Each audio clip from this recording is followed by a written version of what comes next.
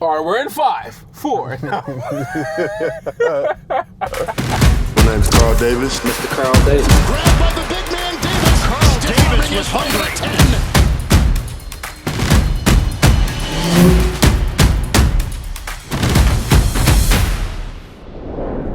10. All right, Carl Davis. My man, Smitty. Nice to have you on the front seat, my Hey, brother. Man, glad to be here. Glad to be Good, here for good. sure. Tell everybody who you are, where you're from, you know what I mean, and then we'll get started. Carl Davis from Detroit, Michigan. Went to the prestigious University of Iowa. And yeah, man, I'm living in Atlanta, Georgia right now. 10-year vet, in the NFL. So yeah, man, I got a lot of other things that surround my name, but I'm sure we can get into that. Yeah, 10 years. Yeah. How do you get to 10 years? Bro, honestly, it go by fast, honestly. You just, keep your head down the grind, and it's, the league is going to have its trials and tribulations. You got injuries and stuff like that, and, a very competitive game. But honestly, I think with me, it's just, staying focused and on myself and what I need to do, and just keep continuing trying to get better every year. That's a lot. I mean? That's a lot on the body. It is a lot. In the trenches. In the trenches. Let's touch on that because you got this shirt. It's trench work. You know what I mean? That's your brand. Yeah. So, what's the story behind that?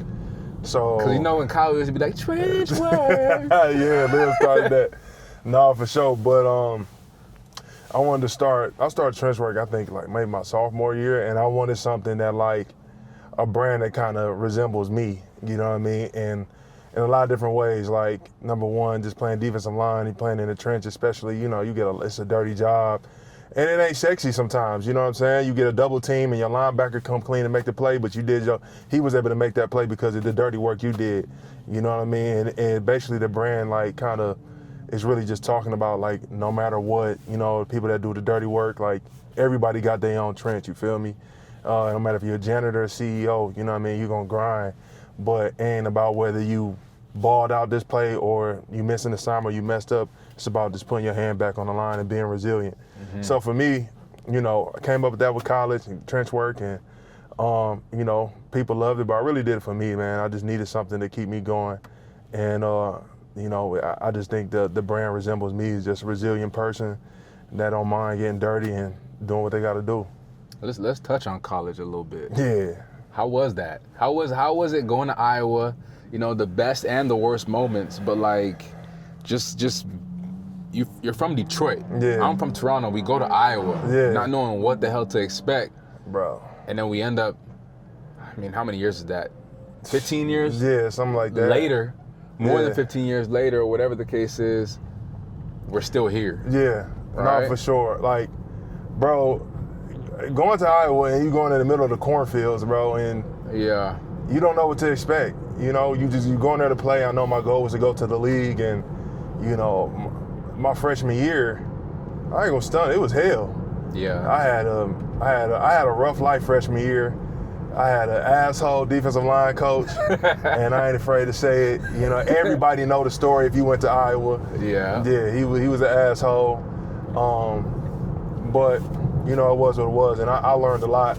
And that's kind of where my resilient mindset kind of really started, though. Like, you know what I mean? I had dealt with some injuries early on in college. Kind of actually some funny stories behind one of them, but we'll get to that. Yeah, we get to that. Touch for sure. on that one. So, but yeah, man, here you are, middle Iowa cornfields, and one of the first things when you get to your college workout, bro, is like, and I know you know this, but when you going through a college football warm up, it feel like it's the whole workout. We're like, all right, cool, we done. They're like, nah, this is just a warm up. I'm like, what?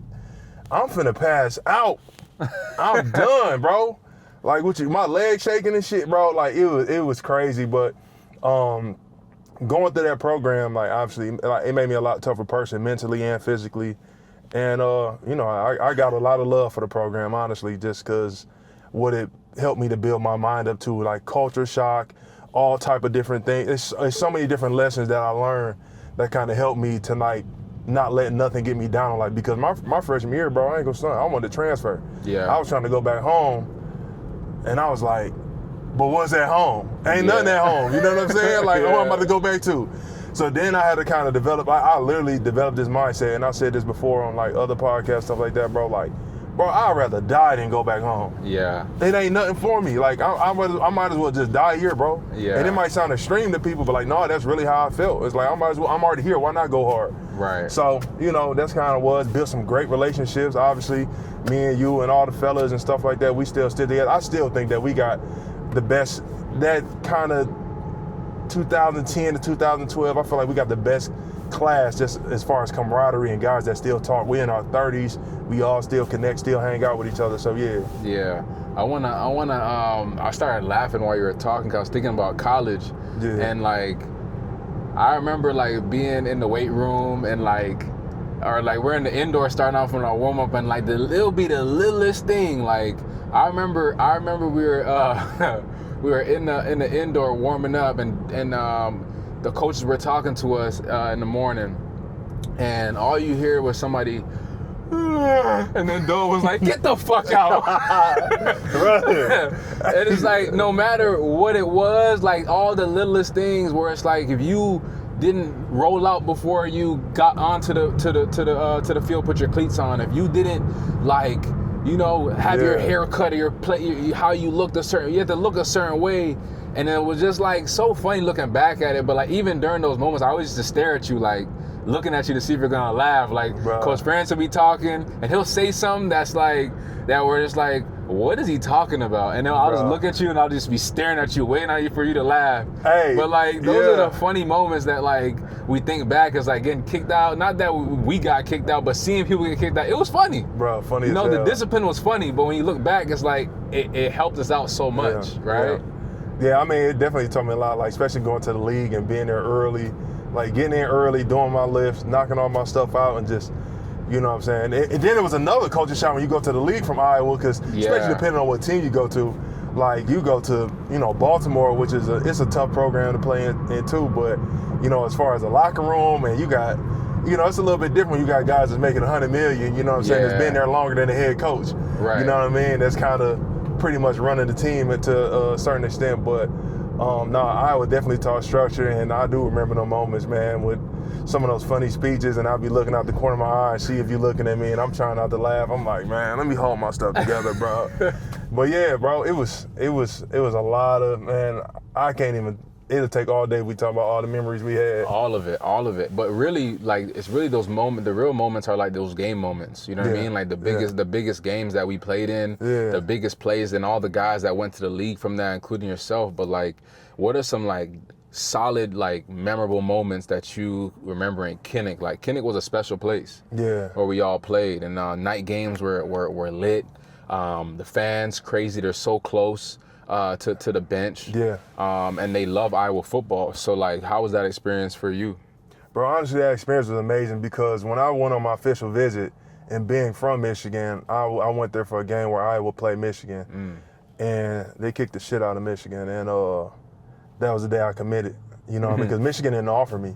And so I was like, you know what? And then actually seeing like Kinnick, the fans, like honestly, you see Iowa, you see football on TV, you don't never know how I really feel until you get there. And to go in Kinnick and that place be just going crazy and the fans on top of you, they right there like, you know what I'm saying? They really embrace it because there ain't no NFL in Iowa. Like, you know what I'm saying? You are the NFL team in Iowa. So to be able to be a part of those and make some plays and just, you know, I remember, you know, we was playing Nebraska, I think it was my senior year, and I blocked a field goal and the whole stadium going crazy. And then, you know, it was a game we was playing Wisconsin. This was a big game for us. Granted, we lost, but I mean, for me, I was snapping that game. And so it was just like, you know, feeding that energy off the fans, like, I'm like, bro, I want more. Like, you know what I'm saying? I want to keep producing. I want to keep doing this stuff. Like, you know what I'm saying? And so to be able, and it's a good feeling to be able to show up for your teammates in big moments and make plays. So, yeah, bro, Kinnick is very special, man. And then how much did that prepare you for the league? Because, you know, we had, first off, Iowa doesn't play about their pro days. You know what I mean? Like, I know other schools can't say the same, but when you come to a pro day at Iowa, like, it's ran by Iowa. Like, you can't walk in the building thinking that you're going to run anything, right? So, like, and then on top of that, our coaches, like, strict coaches come from, you know, NFL respect with Kirk Ferentz. Yeah. But it's like we have all these coaches come to our practices every week, and how much did that prepare you for the next level? Because you were drafted. Yeah. You were gifted enough to get drafted, and God bless you with that. So how was that experience for you?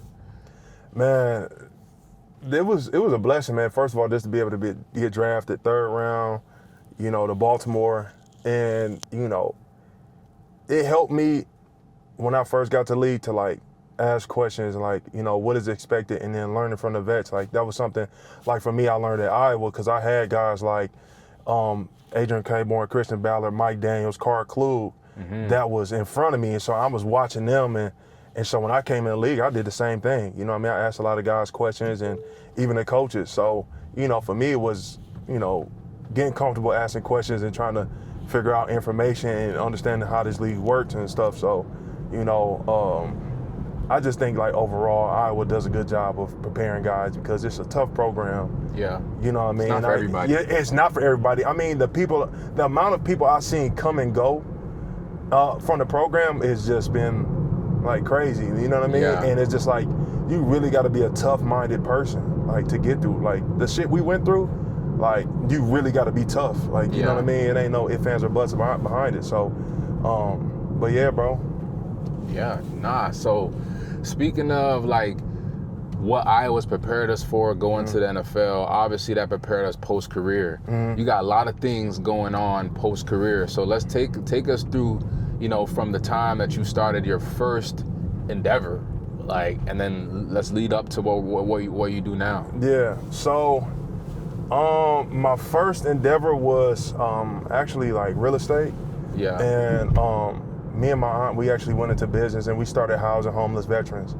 And that's been real rewarding for us on just multiple levels, just being able to help people, you know what I mean, and give back, and especially people who served our country, like, fought for our freedom, and to be able to help them, these people that might have not been fortunate enough when they came back home to come to a fortunate circumstance. So we're able to help these people. And then also, because we start off as a transitional program, so like, when you need a job, you need a place to stay. So for us, they had a place to stay, a place for their mail to come. And, we started out with that, and that turned out great, and we still got that going. And then the second thing is really the med spa. That's been good too, man. Just, I truly believe in when you can help people and make money doing it, it's a blessing, bro. Like, you know what I mean? So, one of the things is going back to Iowa, just preparing you is just like for what's next. Like, what I'm saying? Always preparing for whatever's next. And so, like, this year, when I had got released, as soon as I got released, I started working on my plan for business. Like, you know what I mean? And I was preparing to still play, but at the same time, I knew that, I got more years behind me than I do ahead of me in the league. Yeah. So I was like, you know what? Let's start working on this plan. And I like to think I have a pretty creative mind. And so we started working on a trucking business. And so we launched off trench work, shipping, and handling. We stick with the brand and the brand name. Everything's gonna be very consistent. Yeah. So that. And except for the med spa. You can't yeah, call it trench work med spa. Yeah. That's been off brand. That'd be like, man, what they got going on over here? So yeah, and then now we also are transitioning to some senior care facilities. So yeah. So put not only myself but put people on game. The housing. Yeah. For who's that for again? The senior care, so AFC homes. Yeah, so put me on game with that, and then let everybody know what that is, how you got into it, and why that is kind of cash flowing. Yeah, so it's adult foster care homes, and basically, it's especially right now with the baby boomers. That generation is the older, and it's a lot of them. You know what I mean? A lot of them need care, and they don't want to be in the hospitals and stuff like that. And so basically they come to where they'll stay in a home like mine, and it'll be like multiple other individuals staying there, and they'll be getting care and just being watched after. And, they get to wake up and have a home and feel like a home versus them being in a hospital. You know how hospitals is. It's depressing. Yeah. And so yeah, man, it does fairly well. Each state operates differently. But right now we're kind of still in the beginning phases, and I just came across it just looking up and talking to people and just understanding like what's the need. You know what I mean? I think one of the biggest things is like, you know, a lot of people have good ideas in business, but what's the need, right? And so this is a need because, like I said, the baby boomers are of age, and there's like a very, how do I want to say this? Basically, this is a point right now, it's going to be one of the largest transitions in wealth in history. Yeah. You know what I mean? Because all these people that accumulated so much, you know, is going to pass this down to their kids, and, you know, they need care, and like the family going to make sure they're taken care of. So it all plays hand in hand, you know what I mean? So, and I'm involved in a lot of stuff, but this is like really my, you know, my main couple things I do right now. And that's also in Detroit. Yeah, that's also in Detroit as well. So you got two things going on in Detroit. Yeah. And then the first thing that you mentioned was for like military as well, right? Yeah. And how'd you get, or the veterans, sorry, how'd you get involved with that? And how does somebody get involved with that really doesn't know how to? So how I got started with that was my aunt is actually a veteran. My aunt and my cousin are veterans. And my aunt, she was like, "Hey, I want to do something to help with veterans, and I want to give back." And somebody had came up to her with an opportunity to buy a home, and she was like, "Nephew, like, I want to do this, but I need some help, like, you know what I mean?" And I said, "Okay, what you want to do?" So we went in on a property, and you know, we started talking to like local people and stuff like that, and you know, it's the HUD Vashes and all that type of SSVF and all those type of people. Those are the communities and stuff like that. So got with them, and you know, she just hit the ground running. Honestly, it's really all her hard work. Yeah. Just connecting with people and really just having a heart for helping veterans. And you know, like I said, I'm just kind of sit back and I support wherever I can as well with that. But that's how we kind of got started. We started with one house, and now we got like 3 houses, and we got an apartment building right now. So we're looking to acquire some more properties right now. Damn. So when it comes to all of that, right? Yeah. You got those two in Detroit. Are you looking for people that want to invest in that? Is there an opportunity? Because like, what if people want to reach out to you to potentially get into this business? Is there an opportunity for other investors to expand when it comes to the housing? Yeah, I mean, there's multiple housing projects I'm actually working on. One of the things that I'm actually, my big picture, what I want, my lifelong goal is to really open a recreation center in my old neighborhood. And so through that, we want to basically take all the blighted houses, and we want to fix them up in the city of Detroit and make them a community again, and actually put them in a position of home ownership. So we'll probably do a rent to own type deal, and you know, so these people can actually own assets and have access to a recreation center to where they can get health care, be able to have, you know, be active, you know what I mean? A place to go walk a track, go get on a treadmill, somebody go play basketball, just having a safe place to go. So that's really my lifelong goal is to, and so with that, that's gonna be a major housing project that we're gonna do, because that is really rehabbing a whole community, but also putting wealth in the hands of the renters, you know what I mean? So actually one of the groups that, you know, I work with right now is called Invest with Roots. They have something called Wealth Building Rewards Program, and that's something I plan on implementing, which rewards the actual tenants for living there and taking care of it. Right. You know, living it like you own it, if you will. Yeah. And so from there, you know, it gives us an opportunity to say, hey, you did a good job this month of making sure that everything is good. We're going to put this quarter $100 or $150, whatever it is that we deem as, you know, financially, you know, smart for us to do, to give back to them and help them build wealth. You know what I mean? Because you got a lot of these companies that buy up, you know, a lot of property, but they're just, you know, just taking up space and it's messing up the market. Whereas this is putting people in position of ownership and also being able to create wealth. Exactly. It's more so like an investment / bonus for upkeeping the property. Yeah, absolutely. Right? Just taking care of it, just living it like you own it. Because especially if you're in a rent-to-own program, you know what I'm saying? The goal is for you to own it and take care of this neighborhood, and like everybody look out for each other. And it gives them an idea of what investing looks like too. Correct. Right. Yeah, so, it starts them off on a small scale.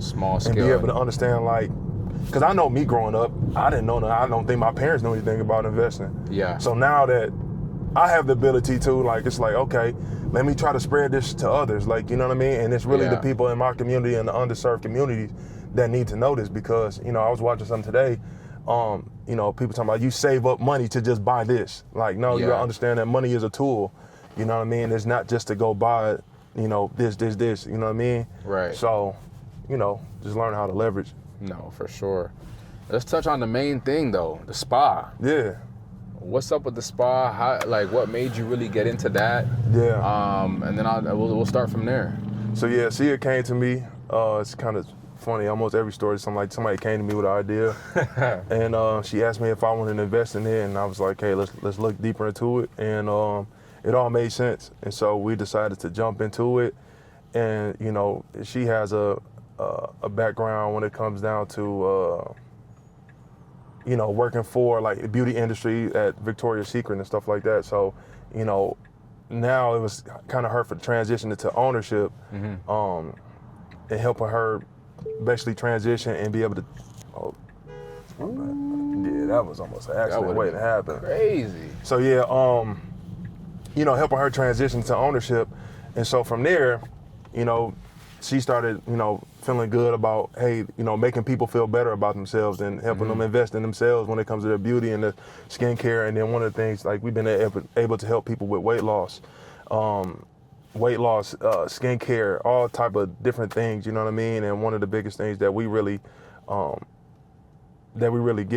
sell is honestly a lot of peptides. You know what I mean? A lot of people care when it comes to hair, skin, and nails, you know what I mean? Weight loss, stuff like that. And so, so the name is SLM Med Spa, and we've been there for like 3 years, and it's a lot of people that come in there and feel empowered when they leave, and it's a blessing for them. No, you guys came a long way, because I remember I came to the grand opening a few years back, and it was a good night, great night. For sure. A lot of people showed up, and then fast forward to now, you guys are doing everything, PRP, stem cell, all the stuff, and I don't think a lot of people really realize, especially athletes, that we know of it, but we don't know the value, right? A lot of people hear of it and then they hear the price, right? So when it comes to all this stuff and having it, a lot of people go overseas too. So when it comes to this stuff, it's an opportunity for not only guys to save a little bit of money, because obviously the prices are competitive, but at the same time, like, it's from somebody that played the game, understands, has the right people in place for you, rather than you trying to search. And it's, like I said, it's hard to find. Like, even in Canada, like, stem cells, I think it's illegal. Like, I don't even think you can get stem cell. You have to leave the country to get it. So I've taken PRP a lot. How important has that all been? I had a guest, Andrew Adams. He said he still has 2 torn labrums, and he was just getting PRP on it every year, and still hasn't gotten a surgery because he doesn't want to go under the knife again. So it's like, how many times have you had to go under the knife, and like, how important is it for guys to kind of have this in their back pocket during or even post-career? No, for sure, man. Regenerative care is big, bro. Honestly, like, while you playing the game and really after you playing the game, because the accumulation, all that wear and tear you've been playing all them years, can really get on you, especially when you're not training no more like you used to. So all that aches and pains start to happen. And I had right knee focusing osteotomy, where they sawed off the bone, realigned it. I got 3 screws in this knee, 2 torn labrums that I had to get repaired. And I got regenerative care, and I did stem cells in my shoulder, and honestly, it made a huge difference. I was kind of skeptical on it, but honestly, for me, it really made a huge difference. So, obviously, I was able to get that done at the spa, and at your own, my own spa, and benefits of ownership right there. Exactly. You know what I'm saying? And be first hands on with, like, okay, this really works. This is what's working.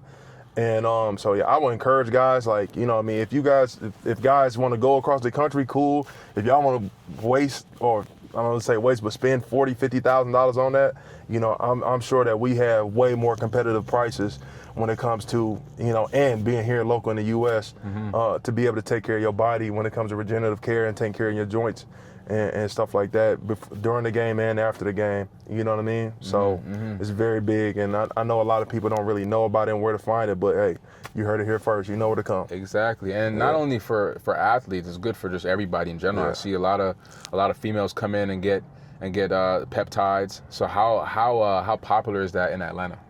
I think, honestly, peptide therapy is really changing across the whole world, honestly. A lot of people are starting to move away from modern medicine right now. You know what I mean? And looking for stuff. So you got, a lot of different things that can help with recovery. Stuff like, BPC 157. That helps with like ligaments and stuff like that. And then also GHKCU that helps with like skin, hair, and nails and all that type of stuff. So, I encourage people to do their own research when it comes to peptides, but it can really help you out. It can really give you a boost where you're looking.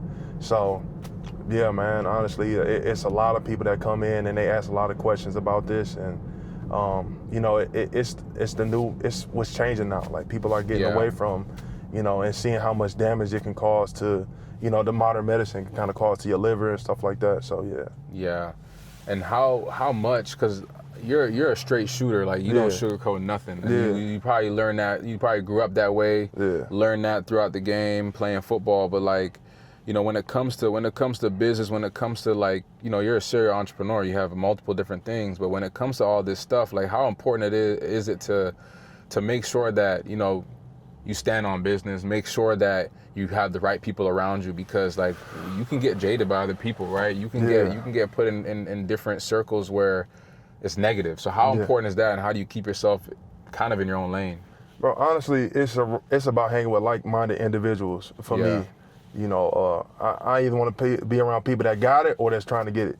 Yeah. You know what I mean? And there's a lot of people that's talking about it, but what are their actions? You know what I mean? And, our group of guys that we hang out with is a perfect example of guys that either got it or trying to get it. Mm-hmm. And so right now I just stay aligned with my people, honestly. And I don't want to be around, I just don't care to be, I don't have the mental like bandwidth to be around, and I don't want to sound like I'm better than nobody, but I don't like nagging. Like I don't like people that just complain. Like you got to do something about this. You know what I mean? It's like go back to a time where we was in college and we was playing Michigan. It was one of the coldest games we played in. True, I dislocated my finger and I couldn't even feel it.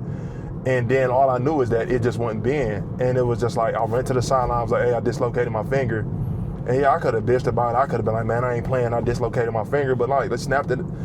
You know what I'm saying? They snapped it back in place. I taped it up and I kept playing. Like, you know what I mean? Yeah. And that's the mentality I have even in business. Like, you know what I mean? It like, you gotta understand, like, obstacles are gonna happen. You know what I mean? These things are going to happen. Like and you just gotta be able to fix the problems. All you are in business, entrepreneurship is a problem fixer. What's the problem and how do I fix it? How do I It's solve really, it? if you keep those two things in mind, I think, everything can really go well from you just being a problem solver. And then you learn from these problems. Like everything makes you better. Right. You know what I mean? Because you become more smarter. You know how to handle these type of situations. Yeah. And as athletes, we just expect things. We want things right now, but we always knew. Like we played so many years of ball, realizing like, bro, I played 10 years in the league, 8 years in the league, and my whole life playing football. But you played your entire life of football for 10 years, for 10 years of pro football, for your dream. And then it's like, what the hell am I gonna do after that? But you have to understand that like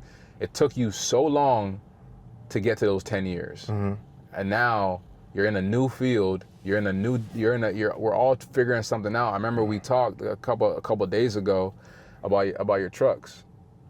And then the guys that you have bringing on board, like two different stories, two different lifestyles, but we're all starting something new. Yeah. Right? Yeah, for sure. So touch on that a little bit. So one of the guys that I'm bringing on, his name is Keith, and we was taking a ride to South Carolina. I was just showing him how the truck works and everything. So he spent 12 years in prison. You know what I mean? He spent 12 years in prison, and I told him, it's just funny because here we are, both having a conversation, trying to get in the trucking business, and I'm like, bro, look, I'm like, just because I played the NFL for 10 years and you was in prison, I'm like, we both restarting life. Yeah. We both rookies in life, kind of again, like, you know what I'm saying? Yeah. And it's like, it's another opportunity for us to change the narrative. Like, you know what I mean? For me to change the narrative about athletes, for him to change the narrative about people that's been in prison. Like, you know what I mean? He can be another success story. So, we had a conversation and kind of bonded over that. And it's like, bro, it really ain't too much different other than the capital. You know what I'm saying? But other than that, like, you know what I'm saying? I'm new. Yeah, we both trying to get it. So yeah, man. And even though we have two different backgrounds, we both are like-minded individuals. Right. And that's the type of people you want to be aligned with. But that goes to your point on people helping people, because that's how the world goes around. People helping people, you serving others, and you create more opportunities for other people, right? So with you being in the business that you're being in the mess bar, you're serving. Yeah. Even in trucking, you're serving. You know what I mean? You're dropping off whatever freight you got to drop off, and then even providing homes. You're serving. You're fixing and solving problems. So when it comes to that business, when it comes to like how you approach life, it all goes back to where we all learn is on the football field. But even so, though, even as non-athletes, we all have to pivot in life. There's all certain moments in our life that either motivate us. But I want to ask you one question. Like, what was one of the hardest moments you had to deal with, and how'd you get out of that? You know what I mean? Because you always talk about the trenches. What about the trenches in life? Man, one of my hardest times I had to deal with was, I remember that I think it was my freshman or my second year, and so my kneecap kept popping out of place. And basically coach came to me and was like, hey man, you're gonna have to get surgery on this. And I'm like, man, I did not want to get surgery. I ain't never had no surgery. I'm like, nah, maybe I can just get it stronger. And it was like, we need to know that we can rely on you. You know what I mean? We can't have this knee going out. And I was like, all right, man. When I got the surgery, and you talking about, like I said in the beginning, having the bone sawed off and realigned and having screws and all this type of stuff that's going on. And honestly, bro, I could not move my leg. And to sit there on the couch, you feel me, and not being able to move my leg and like, let alone think about playing football, I'm trying to walk. And it was tough, but like, I just got to a point to where I just started attacking the day. So. Are you good? Okay. Yeah, I just started attacking the day, man, and I would get up and I would go walk in the pool, like, you know what I mean? Then they got to jogging in the pool. Then I got to run the pool, then I started doing explosive jumps, and so I started getting better. And so that was, you know, for me, that was me coming back. And then this all kind of rolls into one story. And then there was a guy that was in front of me one of these years, and I ain't about to say no names or nothing like that, but we were playing Penn State, and I came in, and I made like a couple tackles for loss. The guy came up to me after the game, was like, how come you aren't starting?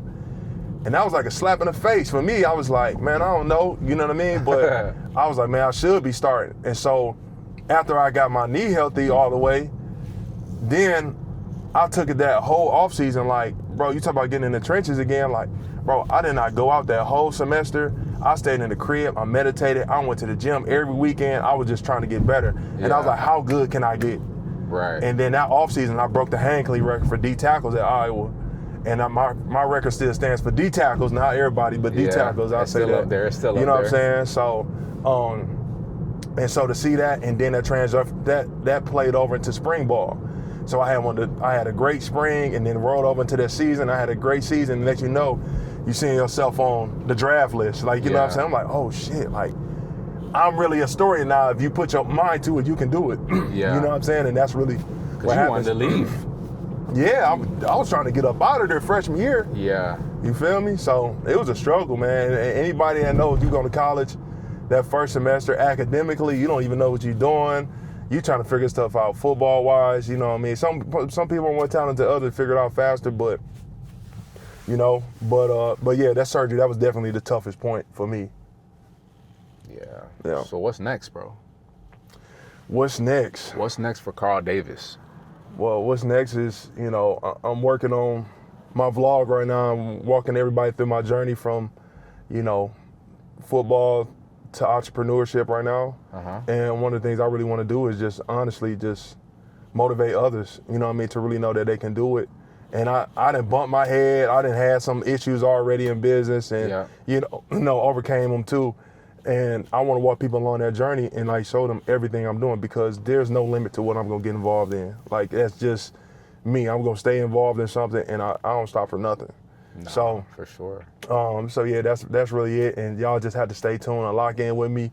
You know what I'm saying, as I start putting content out there about, you know, my journey to entrepreneurship, and through entrepreneurship, and all these different things and avenues that I have going on that are gonna, you know, honestly help a lot of people. Yeah. So. No, that's dope. Yeah. That's dope. Yeah. Well, shoot, man. What's the Instagram for the Med Spa? Instagram for the med spa is SLM Med Spa. Okay. SLM, yeah. And They can then follow mine, that. and then mine is Trenchwork 94. You know, Trench work. you already know it. Trench work. Hey man, I appreciate you hopping in the front seat, bro. For sure, my guy. Always love. Learn so much from you. Yeah. Friendship, you know, for years, and Yeah. like the sky's the limit, bro. You already know. You know? got to get it out here, man. Yes, sir. My brother. Appreciate you. Yes, sir.